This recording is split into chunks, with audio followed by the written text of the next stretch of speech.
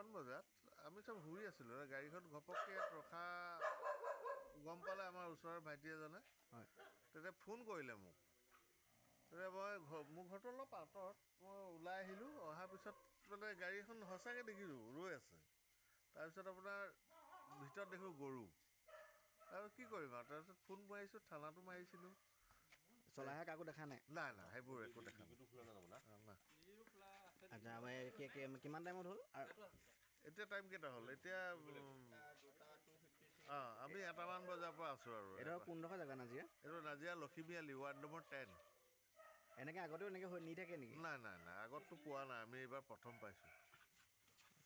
ঠিক আছে